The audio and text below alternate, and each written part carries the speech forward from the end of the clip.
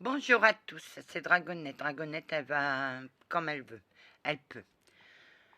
Message à Sabine. S'il y a des abonnés qui veulent transmettre un message à Sabine de ma part, transmettez-le-lui. Je n'ai jamais effacé aucun message d'elle ni de Mia. Je ne sais pas ce qui s'est passé. J'ai des messages sur mes notifications et je les ai pas en dessous de mes vidéos. Alors, c'est quelqu'un qui s'amuse avec moi. Mais moi, je n'ai jamais effacé vos messages. Au contraire, j'étais toujours contente de voir vos messages. Voilà. S'il y a certains des abonnés qui peuvent transmettre le message à Sabine, ça m'arrangerait. Et questionne ton pendule. Tu vas voir que ton pendule dira que ce n'est pas moi. Je suis une personne honnête. Je suis une personne, quand elle dit qu'elle ne l'a pas fait, c'est qu'elle ne l'a pas fait. Madame Sabine, c'est l'archange supérieur Jean. Elle n'a jamais effacé vos messages. Elle ne l'a jamais fait. Au contraire, elle était toujours contente. Ah, Miemnine, ma petite fille n'a jamais effacé tes messages, ni celle de Mia. Pour elle, vous êtes son équilibre. Et elle vous aime. Et tu as blessé ma petite fille. On va continuer. Anna, t'as envie de continuer? Non. Mais on va continuer. Je sais pas si... Je crois que je vais arrêter pendant un certain temps YouTube. Parce que là, ça commence... Les polémiques, ça commence vraiment à me fatiguer. Alors, médaille de Saint-Valentin. Fête le 14 février. Patron des apicultures et des financiers. Et des fiancés, pardon. Il y a deux Saint-Valentin. Le premier est un prêtre romain du IIIe siècle qui assiste malgré les soldats de l'empereur, les prisonniers, et se dévoue auprès des chrétiens, alors persécutés. Arrêté sauvagement, fouetté avant d'être décapité sur la voie de Flaminienne en 270, à l'endroit même où le pape Théodore élèvera son église en son honneur. Le second Valentin, honoré le même jour, est l'apôtre du Tyrol, qui le reconnaît pour patron. Belge ou anglais de naissance, il consacre sa vie à la conversion des peuples païens qui habitent les Alpes et les rives du Danube.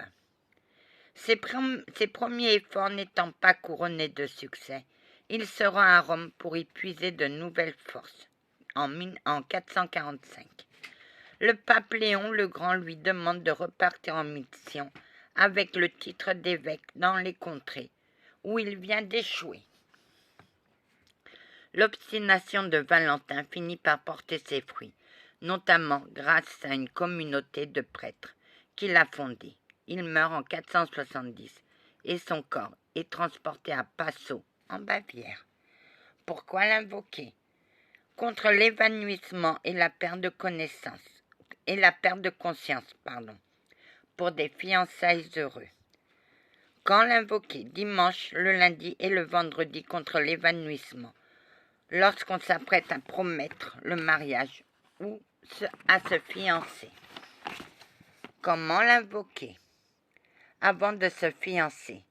Bon Saint-Valentin, toi qui assistais les chrétiens dans le secret, veille sur notre bonheur et sur notre futur foyer, avec les liens de notre mariage. Bon Saint-Valentin, nous te tresserons une couronne de félicité.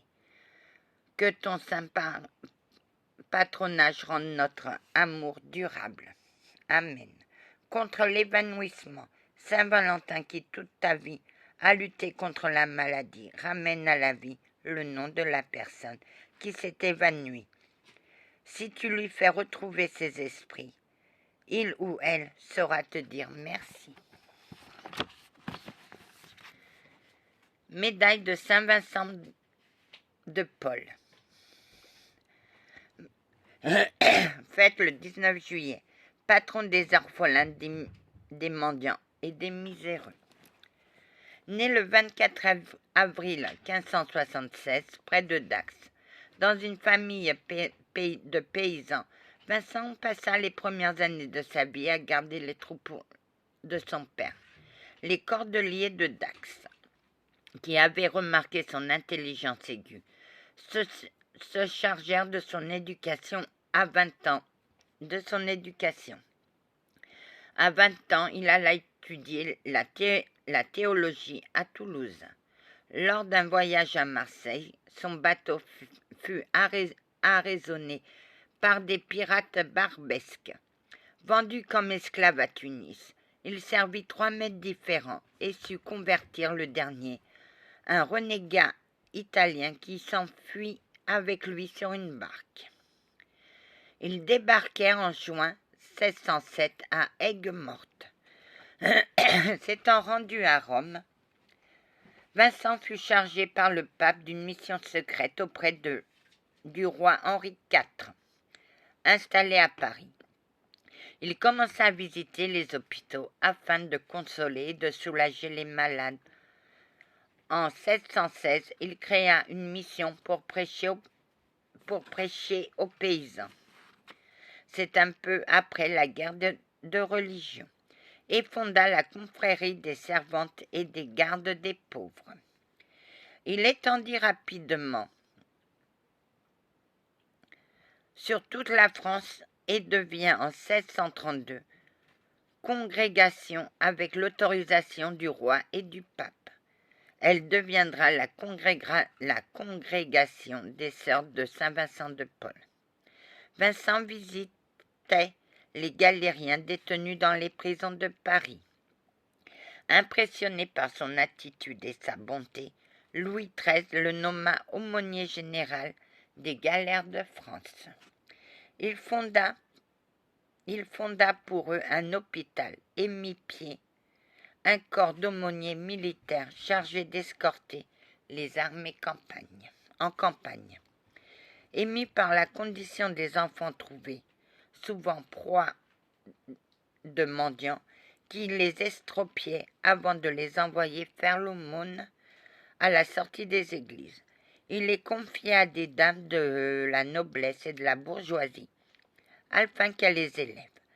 Pendant la guerre de la Fronde, qui accablèrent le peuple de misère, il organisa des collectes de vivres pour les plus démunis.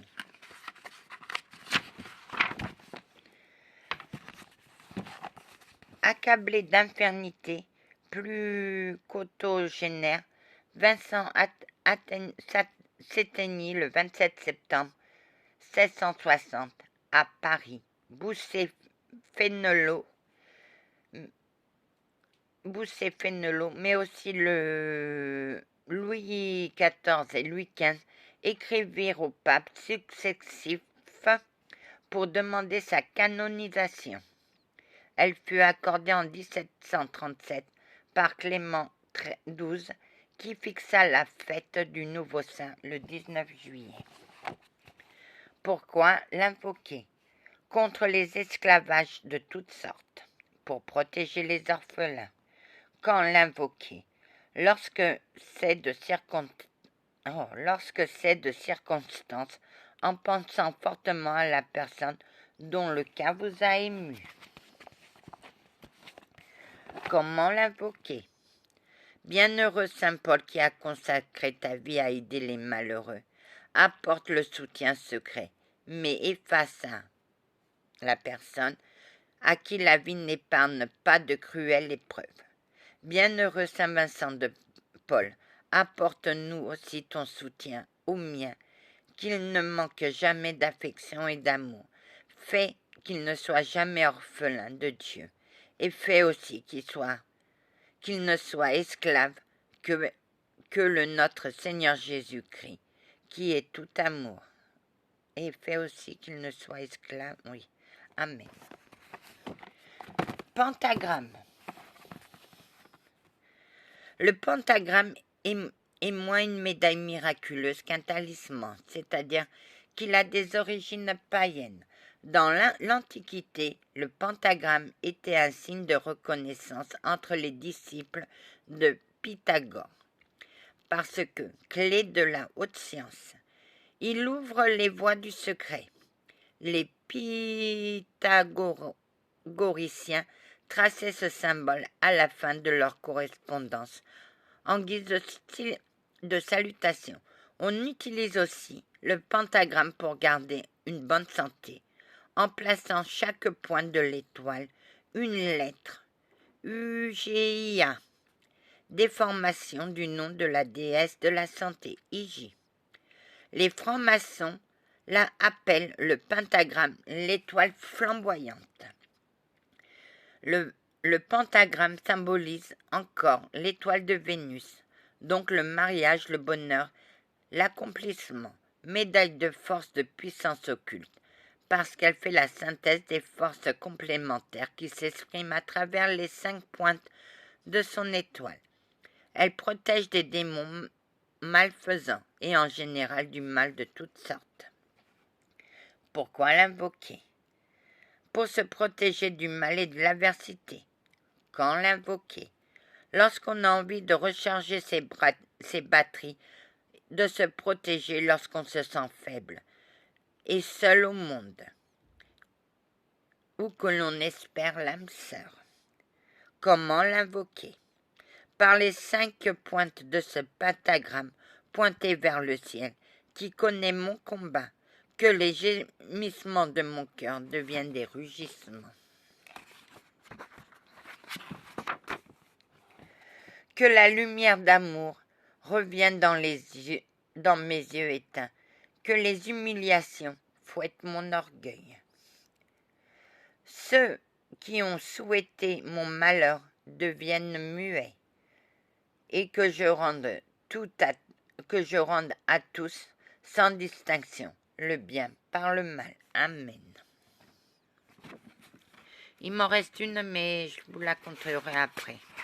Voilà. Allez en paix, mes amis, que la paix du Christ vous accompagne, ainsi que sa bénédiction. Amen. Et toi, Anna? Pas moi, je suis en paix. C'est faux, Anna, t'as mal. Ben oui, mais que veux-tu? Que voulez-vous, monsieur l'archange? Ne veut pas me croire, c'est son problème, c'est pas le mien. Moi, je dis que je n'ai jamais effacé les messages. Alors, qu'elle vérifie avec son pendule, parce que le pendule ne mentira jamais. Exactement, ma douce. Va en paix, Anna. Allez en paix.